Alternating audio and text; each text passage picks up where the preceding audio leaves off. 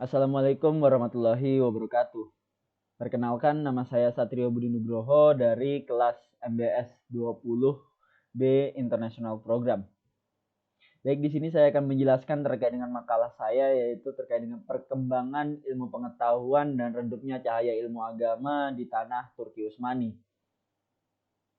Dari sejarah yang sudah kita lihat dan sudah kita baca pada tentunya, ada dua dinasti besar, yaitu dinasti Abbasiyah dan dinasti Umayyah. Ketika dua dinasti besar ini hancur, maka pada masuk ke zaman pertengahan ada tiga kerajaan besar yang melanjutkan kembali perkembangan ilmu pengetahuan dan sejarah peradaban Islam. Ada kerajaan Mughal, kerajaan Safawi, dan terakhir ada kerajaan Turki Utsmani, merupakan kerajaan yang terlama dan mempunyai wilayah yang cukup luas. Di sini penulis hanya membatasi terkait dengan perkembangan pendidikan di tanah Turki Utsmani. Di penulisan kali ini ada 4 pokok yang akan dibahas, yaitu pertama, bagaimana terciptanya bangsa Turki Utsmani. Kemudian kedua, hal-hal apa saja yang berkembang terkait dengan ilmu pengetahuan di tanah Turki Utsmani. Kemudian yang ketiga, hal-hal apa penunjang yang dilakukan Turki Utsmani dalam perkembangan ilmu pengetahuan pada masa kerajaan tersebut.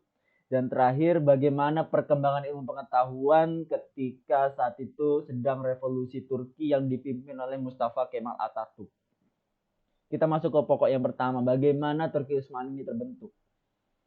Turki Utsmani merupakan bagian dari Abbasiyah, suatu kelompok yang saat itu Abbasiyah sedang menjelang keruntuhannya dan diserang tentara Mongol, sehingga pemimpin kelompok tersebut yang bernama Ertugrul berusaha berpindah-pindah tempat mencari perlindungan hingga bertemu dengan Bani Saljuk. Di Bani Saljuk mereka diterima dan bahkan membantu Bani Saljuk melawan Bizantium. Turki Utsmani yang merupakan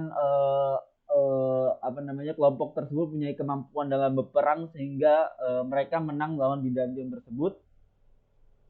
Lalu pada saat itu bangsa Saljuk memberikan mereka ucapan terima kasih dengan memberikan suatu wilayah, suatu tanah untuk mereka tinggali dan mereka untuk berkembang di tanah itu. Saat Bani Saljuk ini runtuh diserang, yang saat itu pemimpin Utsmani berpindah ke anaknya, yaitu Utsman bin Ertugrul. Ini mulai memperluas wilayahnya dan mengklaim bahwa lahirnya suatu bangsa, yaitu bangsa Turki Utsmani. Bagaimana dia menyebarkan berita tersebut dengan cara mengirimkan surat kepada raja-raja kecil. Lalu dalam isi surat itu ada penawaran, yaitu 3 perkara. Pertama, untuk raja-raja kecil tersebut masuk Islam. Kemudian atau kedua, membayar jizyah. Dan terakhir, atau perang. Dari kerajaan-kerajaan kecil tersebut ada semuanya dipilih. Ada yang memilih untuk dari kerajaan ingin bergabung masuk Islam, kemudian untuk melakukan jizyah, kemudian yang ketiga melakukan perang. Bahkan raja-raja kecil tersebut meminta bantuan kepada Raja Tartar untuk melawan kekuasaan Turki Utsmani pada saat itu. Tetapi kerajaan bangsa Turki Utsmani tidak gentar, bahkan mereka terus menentang, bahkan melakukan perlawanan kepada Raja Tartan dan raja-raja kecil tersebut, dan akhirnya mereka menang. Seperti yang telah mulai lahir Turki Utsmani, bahkan mencapai puncaknya ketika mereka berhasil menaklukkan benteng Konstantinopel yang merupakan ibu kota Bizantium pada saat itu. Seperti yang telah disinggung bahwa pada uraian pada yang tadi, bahwa rakyat Turki Utsmani merupakan masyarakat yang memiliki keahlian dalam bidang peperangan, sehingga tidak heran jika Turki Utsmani mudah dalam memperluas wilayahnya, bahkan menyerang raja-raja kecil yang di sekitarnya. Dan mereka memfokuskan bidang militer dan bidang pertahanan di setiap tahunnya, sehingga bidang-bidang yang lain kurang terjangkau dalam tangan mereka. Dalam kepemimpinan Sultan Sulaiman I, wilayah Turki Utsmani telah sampai ke semenanjung Balkan, dan bahkan ketangguhan mereka dalam penyebaran Islam diakui oleh banyak pihak dan banyak negara. Tetapi perkembangan apa saja sih yang tidak terlihat dalam Turki Utsmani, yaitu perkembangan ilmu pengetahuan. Karena mereka fokus dengan bidang militer mereka, sehingga ilmu pengetahuan mereka tidak mereka jangkau, bahkan mereka hiraukan. Mereka hanya fokus berperang dan bahkan hanya mempelajari terkait dengan ilmu pengetahuan agama tanpa melihat perpindahan zaman. Dalam perkembangannya di sini saya membagi dua periode, yaitu periode zaman pertengahan dan zaman modern. Pada zaman pertengahan dimulai dari Utsman I pada tahun 1300 Masehi sampai 1808 Masehi, sampai pra yang dipimpin oleh pra kepemimpinan Mahmud II. Ada beberapa titik kemajuan. Pertama yaitu Sultan Muhammad Al-Fatih yang menyebar sekolah-sekolah di semua kota besar dan bahkan tempat-tempat terpencil, dan beberapa perpustakaan yang dibangun di sekitar sekolahan dengan pengolahan yang sangat tertib. Pada kepemimpinan Sultan Muhammad Al-Fatih, yaitu melakukan penerjemahan manuskrip-manuskrip lama dari bahasa Yunani, Latin, Persia, dan Arab yang diubah menjadi ke bahasa Turki. Lalu kita berpindah kepada masa Sulaiman. Kegiatan pendidikan menurut pada masa kejayaan Sultan Sulaiman di bidang kesastraan, kesenian, dan arsitektur. Karena itu pada masa Sulaiman banyak gereja yang diubah dijadikan untuk masjid, dan salah satu contoh yang terkenal adalah penggantian gereja Hagia Sophia menjadi masjid agung yang terkenal di Istanbul. Seorang arsitek yang bernama Sina merupakan arsitek terbaik pada tahun itu, dan bahkan dia telah membangun masjid terbesar pada masanya, yaitu Masjid Sulaimaniyah, yang 16 kali lebih tinggi daripada Hagia Sophia. Perkembangan ilmu pengetahuan dan kebudayaan tidak banyak mengalami kemajuan dibandingkan dengan kekuasaan militer, kecuali pada beberapa aspek seperti kehidupan keagamaan. Pada saat itu ilmu tasawuf menyebar di kalangan Turki, sehingga ada dua, yaitu tarekat Bektashi yang berpengaruh di kalangan Yeniseri yang merupakan tentara dari kerajaan Turki Utsmani, kemudian tarekat Maulawi yang berpengaruh besar pada para penguasa di zaman itu. Melihat kondisi ini dengan latar belakang yang suka berperan, ekspansi dan wilayah merupakan fokus perhatiannya. Sedangkan bidang pendidikan dan kebudayaan tertinggal jauh dan kurang mendapatkan perhatian. Akibatnya bangsa barat yang saat itu mengembangkan ilmu pengetahuan mereka dengan teknologi dan sains mereka, menciptakan senjata-senjata yang canggih pada saat itu, berhasil menaklukkan bangsa Turki Utsmani yang saat itu hanya mendebatkan terkait dengan tarekat-tarekat ini, perbedaan-perbedaan mazhab ini, karena sikap dari bangsa Turki Utsmani itu cukup fanatis terhadap satu mazhab seperti itu. Baik, kita pindah langsung ke zaman modern yang saat itu dipimpin oleh Mahmud II. Yang golongan modern ini menganggap perlunya kerajaan mengadopsi metode yang dimiliki oleh bangsa Eropa dalam hal pendidikan, kemiliteran, organisasi pemerintahan, dan administrasi.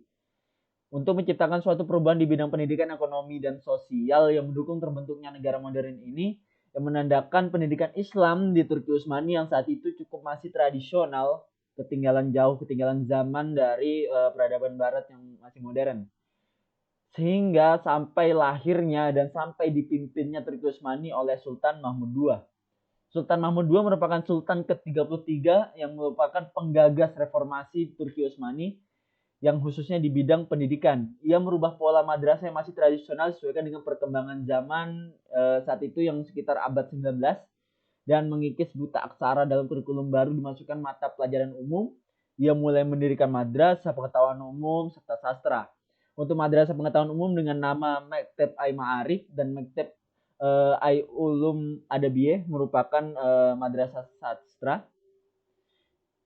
Dari beberapa bidang yang tampak dalam peradaban Turki Utsmani seperti pemerintahan dan militer, bidang ilmu pengetahuan, bidang kebudayaan, dan bidang keagamaan, bidang militer dan pemerintahan merupakan bidang yang paling berkembang, sehingga bidang pendidikan itu kurang mendapat perhatian, sehingga susah berkembang pada saat itu. Sehingga ini merupakan teguran atau misalnya merupakan keresahan dari Sultan Mahmud II, sehingga beliau menciptakan suatu perubahan besar, tidak mengikuti adat tradisional, tapi berusaha untuk mengikuti metode-metode barat karena ketertinggalan kerajaan Turki Utsmani pada saat itu. Hal-hal apa saja sih yang dilakukan kerajaan Turki Utsmani pada saat itu? Pertama, mendirikan lembaga-lembaga pendidikan. Tidak hanya sekolah dasar, tapi madrasah dan perguruan tinggi mulai perkembangan yang cukup signifikan. Madrasah pertama yang dibangun berada di Iznik atau Nisea. Setelah itu terjadi pembaruan pada zaman modern dengan memasukkan kurikulum yang baru, memasukkan kurikulum bahasa Perancis dengan ilmu-ilmu sains, ilmu-ilmu sosial dan segala macamnya, tidak hanya memuat ilmu-ilmu agama tapi ilmu-ilmu terkait dengan ilmu pengetahuan modern yang bersifat duniawi dimasukkan demi mengejar ketertinggalan bangsa Turki Utsmani pada saat itu. Tapi sayangnya untuk dari rakyat Turki Utsmani saat itu tidak terlalu memperhatikan hal tersebut, bahkan justru menyuruh anak-anaknya untuk bersekolah langsung ke bidang teknik yang bisa membuat mereka langsung bekerja pada saat itu. Daulah Turki Utsmani mendirikan satu lembaga yang mengajarkan terkait dengan menambah kurikulum-kurikulum baru, sehingga tidak menggunakan kurikulum yang resmi, sehingga masih menerapkan ilmu-ilmu agama. Tapi Turki Utsmani mulai menerapkan pada zaman Mahmud II ini menerapkan kurikulum-kurikulum yang dengan tambahan-tambahan ilmu pengetahuan. Pada tahun 1864, Turki Utsmani membentuk Komisi Sekolah Dasar Muslim yang mulai disusun kurikulum-kurikulum sekolah yang baik dan mulai diajarkan seperti beberapa pelajaran tambahan seperti seni, kemudian kewarganegaraan, geografi, aritmatika. Pendidikan tinggi juga menerapkan perubahan kurikulum yaitu penambahan bahasa Prancis, ilmu bumi, ilmu ukur, sejarah, dan ilmu politik di samping bahasa Arab. Dan sekolah pengetahuan umum ini mendidik siswa untuk menjadi pegawai administrasi dan sekolah sastra menjadikan penerjemah-penerjemah untuk kepentingan pemerintahan. Lalu dilanjutkan dengan bagaimana sih dengan pendanaan pada saat itu. Pendanaan itu menggunakan dana wakaf dan menggunakan dana jizyah, sehingga yang bersekolah di situ tidak dituntut untuk membayar ketika bersekolah di situ secara gratis. Anak-anak pada masa Turki Utsmani belajar dengan tenang dan gratis pada saat itu karena dibiayai oleh jizyah dan wakaf. Kemudian masa Turki Utsmani juga memberikan perpustakaan, tapi pada saat kemundurannya perpustakaannya berkurang dengan jumlah perpustakaan saat itu sejumlah 26, dengan 22 diantaranya berada di Istanbul dan 42 diantaranya berada di luar. Dan jumlah kitab dalam perpustakaan itu kurang lebih sekitar 30.000 kitab. Terus bagaimana sih terkait dengan bagaimana perkembangan setelah revolusioner yang di saat itu dipimpin oleh Mustafa Kemal Atatürk. Tokoh utama gerakan nasionalisme Turki adalah Mustafa Kemal yang dikenal mendapatkan inspirasi dari para tokoh Osmani muda dan Turki muda. Di antara pemikir Turki itu yang mengatakan dasar semangat nasionalisme ada Yusuf Akçura dan Ziya Gökalp. Di antara reformasi itu melakukan reformasi yang dilakukan oleh Mustafa Kemal dalam bidang pendidikan adalah menerapkan ilmu-ilmu umum serta menghilangkan ilmu-ilmu agama. Dan pada tanggal 3 Maret 1924, Grand National Assembly 19 resmi menghapus lembaga kesultanan dan khalifah. Mustafa Kemal berhasil menghapus kesultanan itu dan mengangkat dirinya sebagai presiden pertama Turki pada saat itu.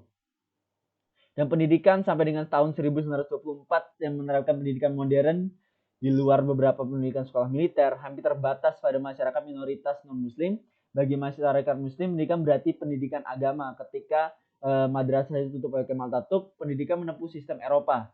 Pengenalan huruf Latin sangat melapangkan jalan bagi meningkatnya melek huruf, yang pada saat itu benar-benar warga Turki Utsmani saat itu buta huruf karena kurangnya ilmu pengetahuan pada saat itu. Sehingga saat diterapkan ilmu pengetahuan, banyak yang mulai bisa membaca melek huruf, sehingga persentase buta huruf di situ bisa ditekan dan dikurangi. Pusat pendidikan kurikulum, buku bacaan dan penempatan guru ditentukan oleh Ankara saat itu, yang menganut sistem Jerman dan Austria, kemudian dicampur dengan pemikiran-pemikiran Amerika. Sekolah menengah dilaksanakan di sistem Perancis dan sekolah teknik menggunakan sistem Belgia. Dengan sistem berbagai macam ini membuat semuanya menyulitkan siswa ketika lulus dari satu jenjang dan masuk ke jenjang berikutnya karena berbeda-beda sistem dalam pendidikannya. Pendidikan yang diinginkan oleh Mustafa Kemal adalah pendidikan yang bebas pengaruh-pengaruh tradisional sehingga pengaruh-pengaruh barat bisa masuk ke dalam Turki Utsmani pada saat itu. Sehingga ilmu-ilmu agama saat itu tidak dipelajari. Karena menurut Kemal Atatürk ilmu agama merupakan penghambat terkait dengan perkembangan ilmu pengetahuan dan teknologi. Kemudian bukan hanya pendidikan yang dicegah pendidikan agama, tapi juga adat istiadat serta kebiasaan saat itu juga diubah, seperti kebiasaan memakai pakaian yang bagus, pakaian muslim, kemudian azan segala macamnya, kemudian Al-Quran yang saat itu diubah menjadi bahasa Turki. Pokoknya banyak sekali hal-hal yang diubah oleh Mustafa Kemal Atatürk. Dampak dari pendidikan barat terhadap kaum muslim adalah banyaknya di kalangan muslim memiliki pendidikan yang tinggi namun tidak merupakan tidak menandakan bahwa diri mereka itu muslim yang sebaik-baiknya dan bahagia. Masih ada kesenjangan antara tingginya gelar pendidikan yang diraih dengan rendahnya moral serta akhlak kehidupan muslim yang disebabkan visi misi pendidikan yang pragmatis. Sebenarnya agama Islam memiliki tujuan yang lebih diskusi komprehensif dan integratif dibanding dengan sistem pendidikan yang sekuler yang semata-mata hanya menghasilkan para anak yang memiliki paradigma yang pragmatis yang menginginkan sebuah gelar tidak hanya yang fokus dengan ilmu pengetahuan tapi akhlak dan segala macamnya di situ tidak diperhatikan.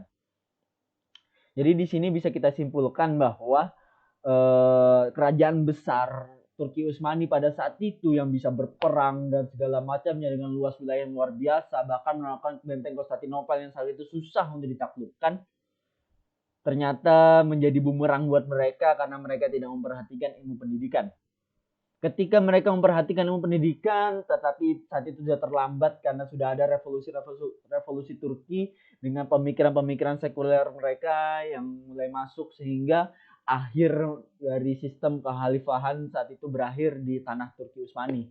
Dan redupnya nilai agama saat itu ketika Mustafa Kemal Atatürk membuat kebijakan bahwa setiap pendidikan, setiap adat, setiap kebudayaan berkaitan dengan Islam dan agama saat itu benar-benar ditinggalkan, seperti pendidikan terkait dengan agama, pembacaan Al-Quran, pemakaian baju muslim, kemudian azan saat itu benar-benar dihilangkan menggunakan dengan syariah-syariah yang berlaku, tapi justru menggunakan bahasa Turki yang ditentukan oleh Mustafa Kemal Atatürk tadi.